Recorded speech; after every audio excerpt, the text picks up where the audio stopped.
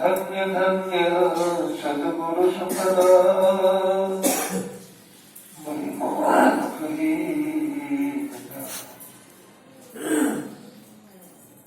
जो कुछ कहो तुम्हारी कृपा मोते कछु बसा अब गुण मेरे बाप जी बख्शो करीम दीवार जो मैं गुरु कपूत हूँ तबो पिता को बोलिए प्रेम से श्री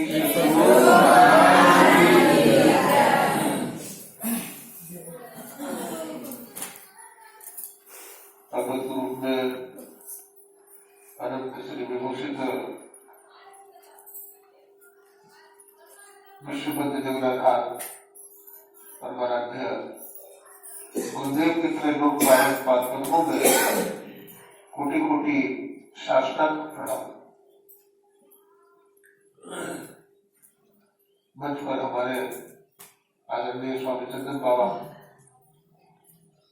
हमारे आदरणीय इस आश्रम के अध्यक्ष हमारे श्री रामपदानंद बाबू, कमेटी के सभी सदस्यगण, सत्संग प्रेमी सज्जनों, भक्तिमती माताओं, सबको कोटि कोटि नमन करते हैं, प्रणाम करते हैं।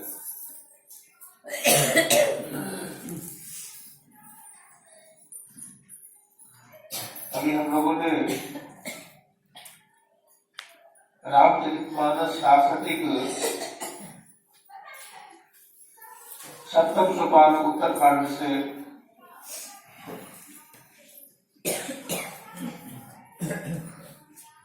श्रवण कर रहे थे। परम पिता परमात्मा समर्थ है,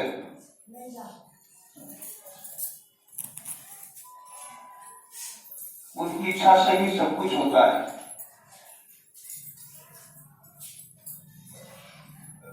उनकी इच्छा से बिना बुद्धि में नहीं होती।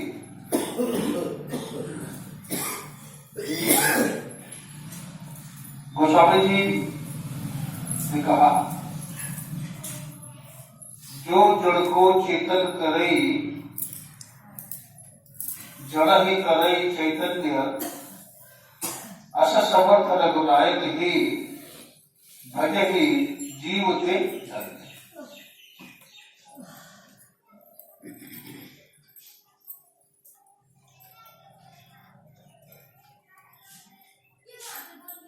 जो जड़ को चेतन बनाता है और चेतन को जड़ बना देता है, ऐसे जो समर्थ नाम है, ईश्वर परमात्मा है, उनका जो भजन करता है उनकी धन्य है। आप जानते हैं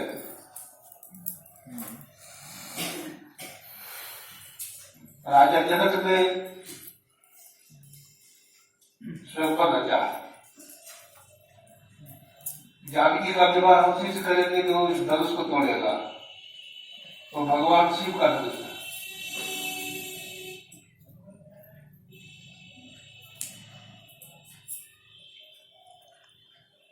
बताते हैं बड़े बड़े वीर योद्धा बलवान जब उस धनुष को नहीं तोड़ पाए, रावण को कुंभकर्ण बाणासुर, बड़े बड़े बलवान योद्धा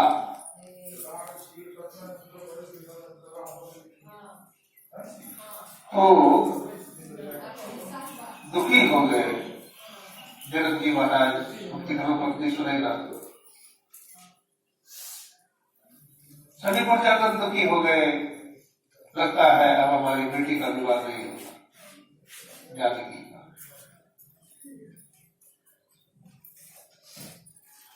संत दयालु होते हैं। मुनि वशिष्ठ ने श्री राम से कहा, बेटा राम उठो, धनुष तोड़ो। तब प्रभु श्री राम सबसे पहले गुरुदेव को प्रणाम करते हैं।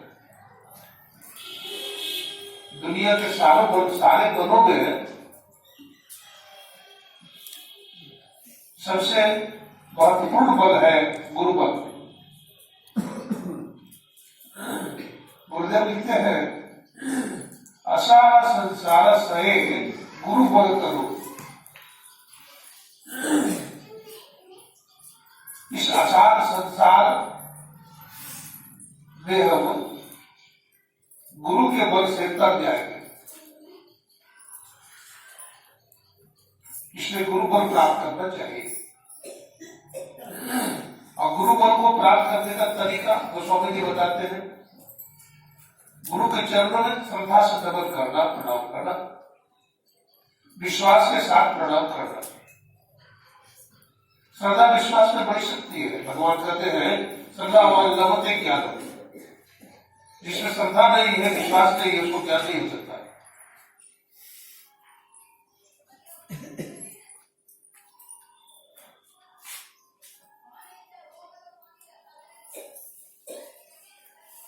बिना विश्वास भगत ही नहीं। अत्यधिक बिना द्रवण राम, राम कृपा बिनु सपने ही जीव नहीं विश्राम। बिना विश्वास श्रद्धा की भक्ति नहीं हो सकती।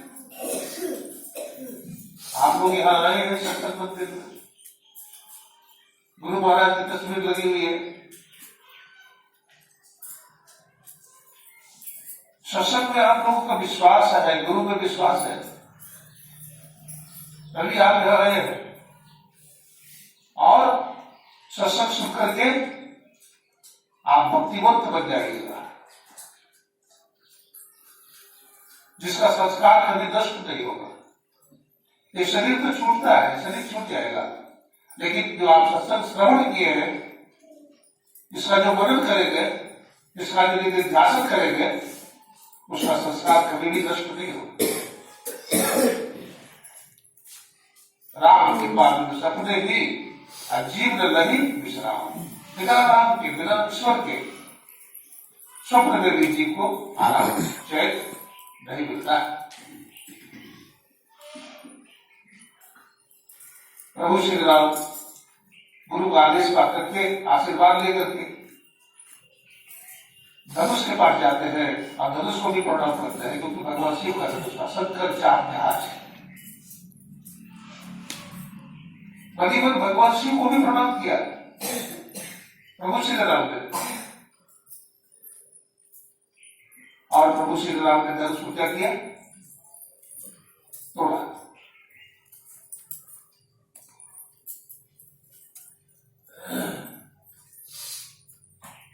धनुष को भगवान राम ने तोड़ा।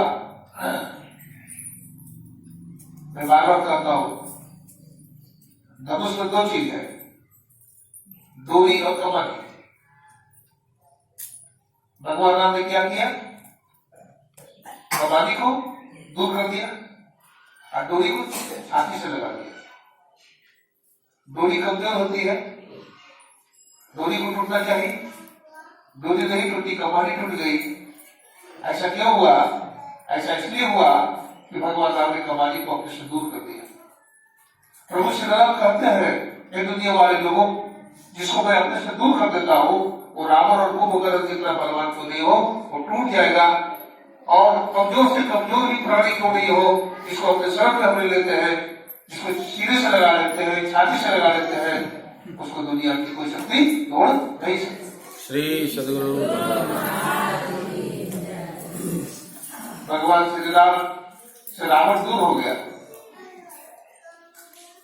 माता जानकी का हरण किया, भगवान से वैर मोह ले लिया, भगवान से दूर हो गया, टूट गया। लेकिन विभीषण उसका भाई प्रभु के शरण में चला गया और प्रभु ने उसे लंकेश बना दिया। आप जानते हैं,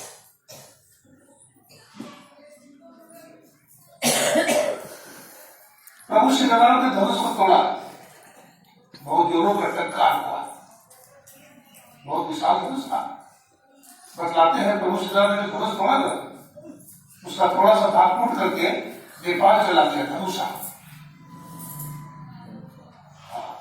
वो जगह है धनुषा, धनुषा का पड़ा वहां रखा हुआ है। अब बताइए कितना मजबूत धनुष होगा। प्रभु श्री राम ने जनकपुर में तोड़ा और धनुषा में जाकर गिरा।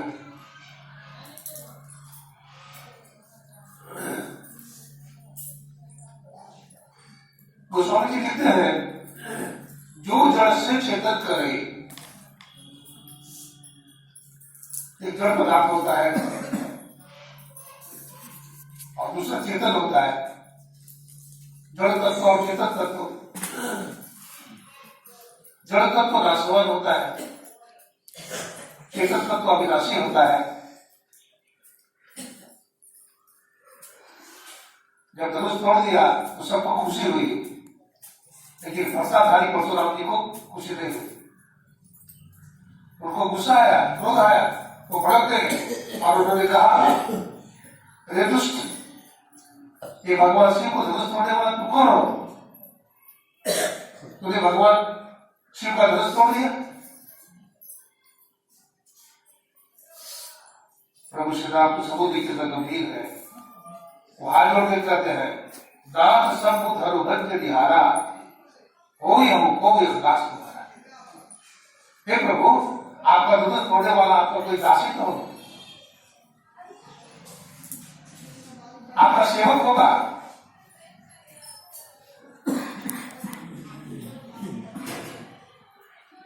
उनका क्रोध बढ़ता गया। वो कहते सेवक से जो करे सेवकाई, हरि करती रन करे लड़ाई। अरे तू तो लड़ाई करने के लिए आया, प्रभु हमारी इष्ट भगवान शिव का धनुष तोड़ दिया, तो सामान्य धनुष तो नहीं था।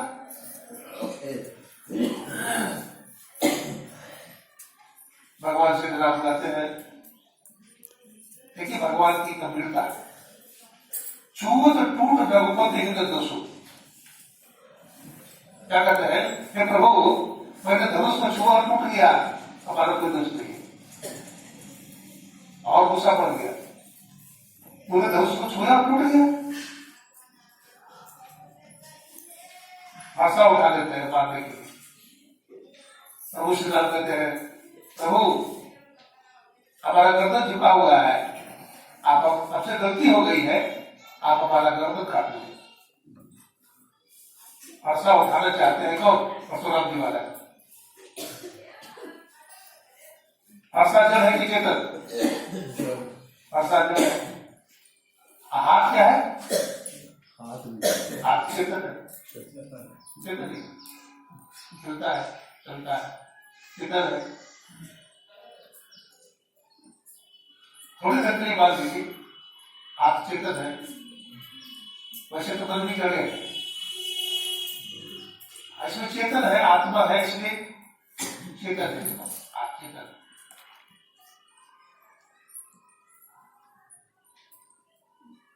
तो फरसा तो तब होते जब हाथ हुए, फरसा जड़ है, हाथ चेतन है।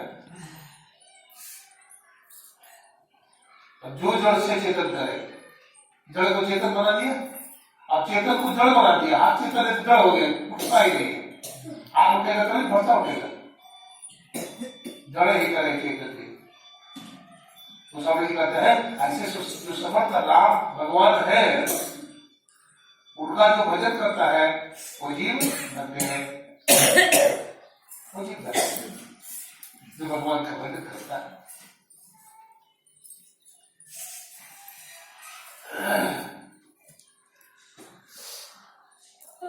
अभी 10 पाठ में आपने सुना मणि की बात,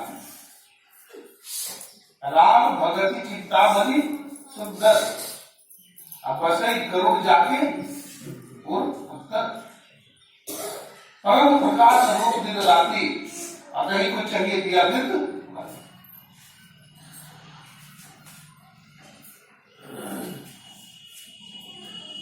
राम भक्ति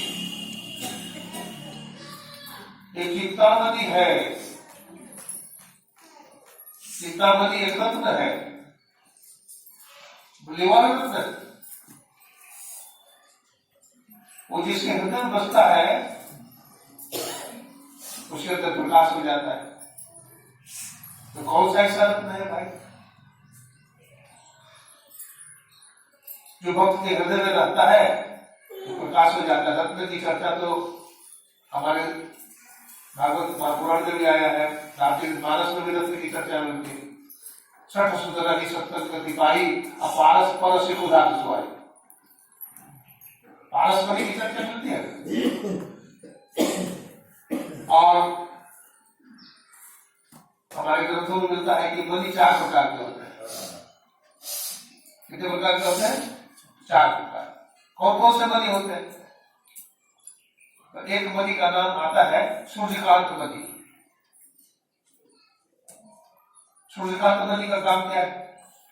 सूरज की रोशनी में रखेंगे उस मणि को तो गर्मी बढ़ जाएगा, आपको गर्मी लगेगा। दूसरा किस्म का मणि है चंद्रकांत मणि। चंद्रकांत मणि की रोशनी में अगर उस मणि को रखिएगा ठंड बढ़ जाएगी, आपको ठंड लगने लगेगा। जो काम सूर्यकांत मणि करेगा वो काम चंद्रकांत मणि नहीं कर सकता। एक दूसरे का विरोधी, अलग अलग गुण वाला है। इसी प्रकार का मणि है श्यामंतक मणि। श्यामंतक मणि जिसके घर में 1 तोला है तो 8 तोला हो जाए, 8 तोला सोना रोज पैदा करता है। बड़ा लाभ है इस मणि से। और चौथा किस्म का मणि है पारस मणि। अभी सुन रहे थे सत्संगति पाई पारस परसिम उदातु सुहाई। तो पारस मणि है कि पारस मणि क्या काम करता है? पारस मणि लोहा को सोना बना देता है। अब देखिए लोहा को सोना भलो ही बनाता है लेकिन लोहा को पारस नहीं बनाता है। इसमें भी कमी, इस मणि में भी कमी है। हमें ऐसा मणि की जरूरत है जो अपने जैसा बना ले। हमें पारस से बना ले तो गोस्वामी तुलसीदास जी महाराज की कौन सी मणि है? तो राम भक्ति है, जो हमारे सब चिंताओं को, जो हमारे सब टेंशन को, जो हमारा सब दुख दरिद्र को दूर कर दे, जो हमारे काम की कार्य को दूर कर दे, जो हमारा मन में रोग है उसको समाप्त कर दे। ऐसा मणि कौन सा है? तो कहते राम भक्ति। इस राम भक्ति को अपने हृदय में धारण करना चाहिए।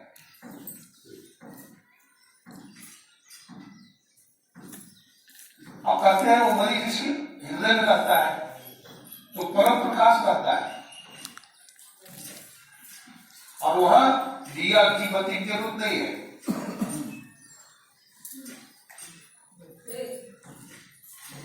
बैठिए है कि दिया की जरूरत नहीं है, घी की जरूरत नहीं है, जहां खाली से वहां बैठो। बत्ती की जरूरत नहीं। आपने विचार किया?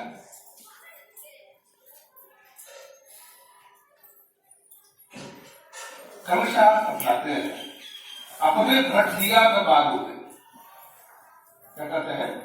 अपने घट में दिया जलाइए, अपने घट दिया में बारूद। नाम का तेल, नाम भी क्या है? तेल है। हम लोग मंत्र जपते हैं वो क्या है? तेल है।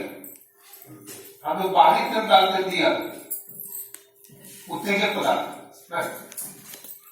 कुछ लोग कहते हैं अरे उत्तेजक ज्यादा उत्तेजना है, तेल से ज्यादा उत्तेजना है, प्रज्वलन शक्ति है किसमें? प्रभु के नाम। नाम का तेल और सूरत की बात, सूरत पर ख्याल, सूरत कहते हैं ख्याल। तो नाम का तेल और सूरत के बाती नाम भी जप रहे हैं और परमात्मा के नाम भी मन के मन लगा हुआ है। क्या लगा हुआ? नाम देखते हैं तो प्रभु परमात्मा के नाम हमारा मन रखता है, खुद रखता है।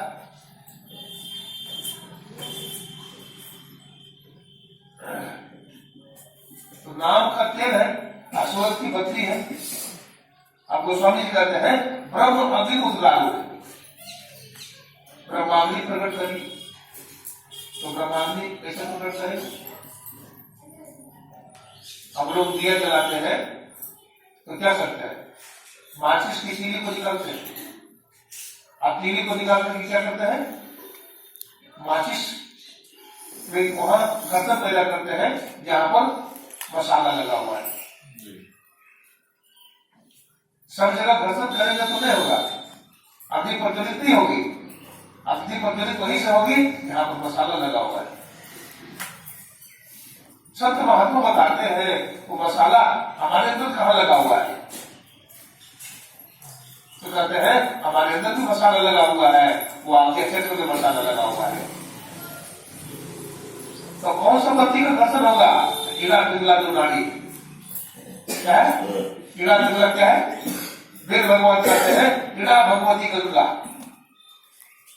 पिघला जमुना नदी, ईड़ा पिघलयोर मध्य सुषुम्ना सरस्वती। बाई आंख पिघला करते हैं, दाढ़ी को पिघला करते हैं, और इन दोनों के बीच में सरस्वती। तो सरस्वती जो है वो गुप्त है, सरस्वती गुप्त है।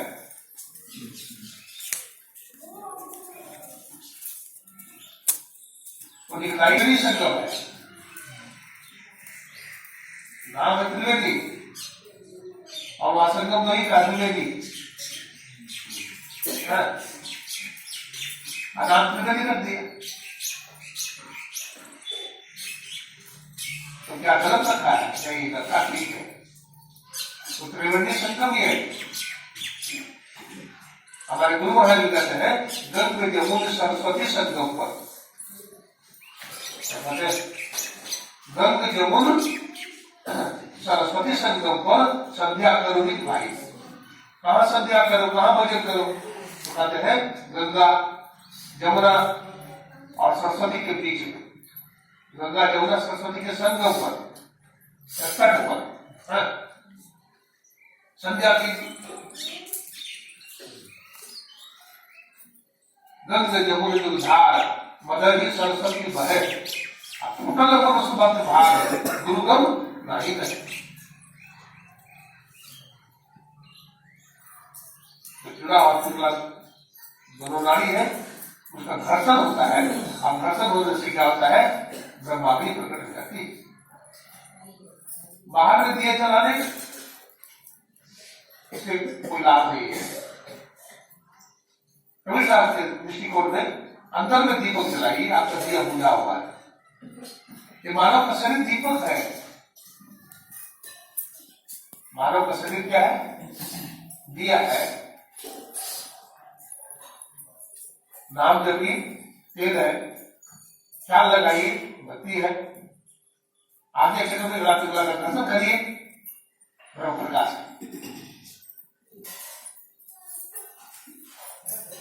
मुझे लिखते हैं ज्योति तक जावे अति सुख पावे शब्द सहारे का। वहां ज्योति दिखती है, अनेक किस्म का ज्योति प्रकाश, 5 तत्व का अलग अलग प्रकाश। गुरु महाराज कहते हैं नीली नीली लाल सफेदी स्याही सदमुख आता है। जो साधक मानस जब करता है, मानस ध्यान करता है, मानस जब पहली सुनिए, साधक को मन लगा करके मंत्र का जाप करना चाहिए।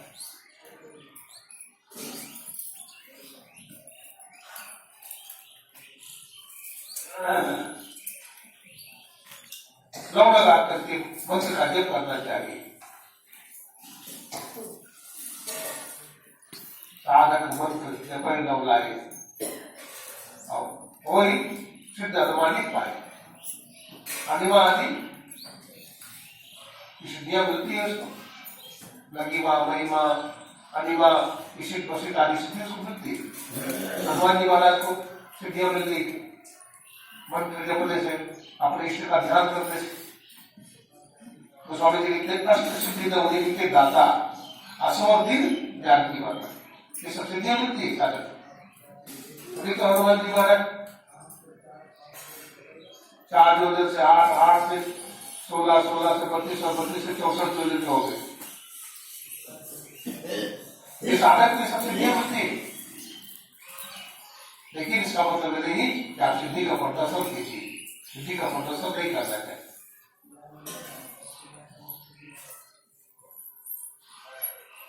सिद्धि का प्रदर्शन तब हो जब बहुत बड़ा लाभ किसी को देना हो। हनुमान जी महाराज को बहुत बड़ा काम करना पड़ा, माता जानकी का पता लगाना जरूरी था, क्योंकि अपना आदेश था। तब उन्होंने सुरसा से युद्ध किया, सुरसा को परास्त किया, अब उसको मार कर जो सुरसा मदद बढ़ावा आया है। हनुमान जी ने भगवान का काम पूरा किया।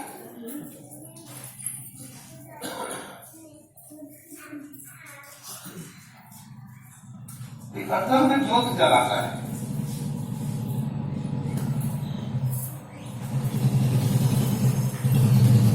ज्योत जब जलता है तो अंदर में शांति मिलने लगती है। देखते हैं बाहर में भी जो जलाते हैं, ये जलाते हैं तो तीन पता नहीं जाता है, तीन का अजल में क्या हो जाता है, नाश हो जाता है, बढ़ जाता है। हमारे अंदर में भी जब अंतर प्रकाश होता है तो काम क्रोध लोभ मोह की प्रतिगत क्या होते हैं, जलते हैं, और जलते जलते पूरा जल जाता है। और फिर उस प्रकाश में एक शब्द भी होता है, साहब कहते हैं, जब से अनहद घोर सुनी इंद्री खचित दलित पर हुआ आशा सकल भूली। मैंने जब से अनहद नाद सुना तो इंद्रियां थकने लगी। देखिए इंद्रियां थक जाती, मन थक जाता है, इंद्रियों और मन को थकाना पड़ेगा। एक बंदर था और एक कुत्ता, तो बंदर को देखकर कुत्ता दौड़ा, बंदर पानी में कूद गया और उसके पीछे दो कुत्ता भी दौड़ गया पकड़ने के लिए बंदर को। अब बंदर के पानी में कूदा तो कुत्ता भी कूद गया। अब बंदरवा ने क्या किया, कुत्ता ने बंदर का कान पकड़ लिया और उसको पकड़ के डुबा दिया, कान पकड़ करके डुबा दिया। थक गया बंदर, कुत्ता भी थक गया, और दोनों थक गया, किनारे पर आकर के बैठ गया, बिल्कुल शांत से बैठ गया। कबीर साहब कहते हैं, मन को थक जाएगी, अपने मन को अपने इंद्रियों को थका दीजिए। हमारे गुरु महाराज की कहानी कहते थे, एक सेठ को नौकर की जरूरत थी, वो नौकर ढूंढा तो कहां से नौकर मिलेगा, जंगल में मिल गया नौकर। बोला नौकरी करेगा, बोला हाँ नौकरी करेगा।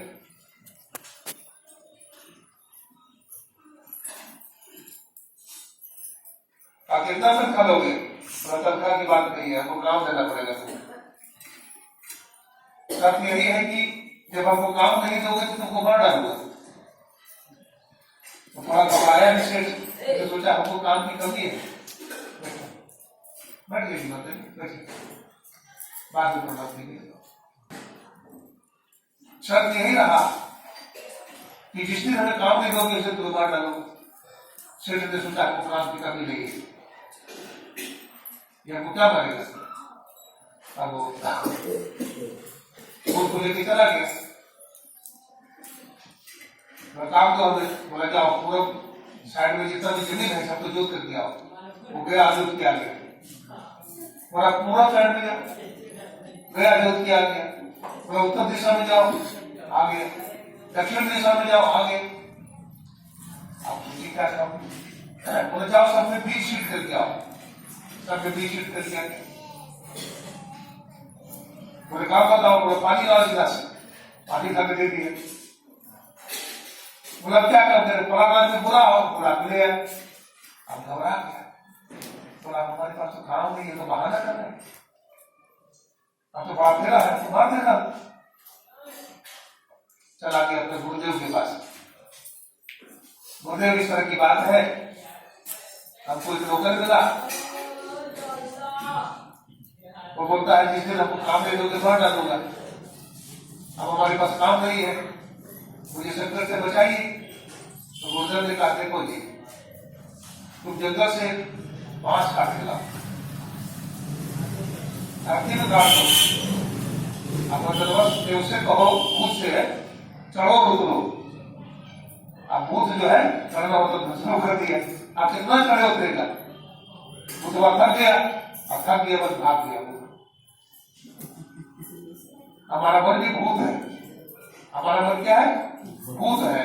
मन को काम दीजिए, क्या काम, मानस जब करिए, मानस ध्यान कराइए, दृष्टि योग कराइए, नाना अनुसंधान की क्रिया कराइए, सत्संग में आइए, सत्य प्रति सुमिरन करिए। सुमिरन में बड़ा सुख मिलता है, सुमिरन से सुख होता है। सुमिरन से दुख जाए, कभी सुमिरन किए साहब मानी समझ। अगर सुमिरन करेंगे तो परमात्मा में मिल जाएंगे, और परमात्मा में जब मिल जाएंगे तो हमारे जीवन में दुख रहेगा।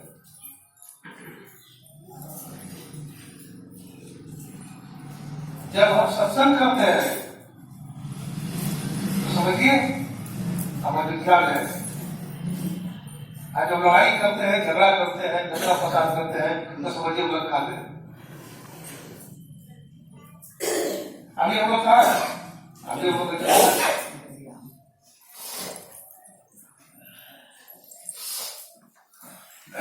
सत्संग से बड़ा लाभ होता है।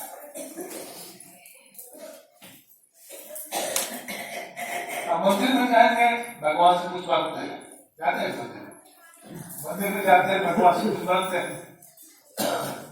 अब भगवान हमारे मनोकामना को पूर्ण भी करते हैं।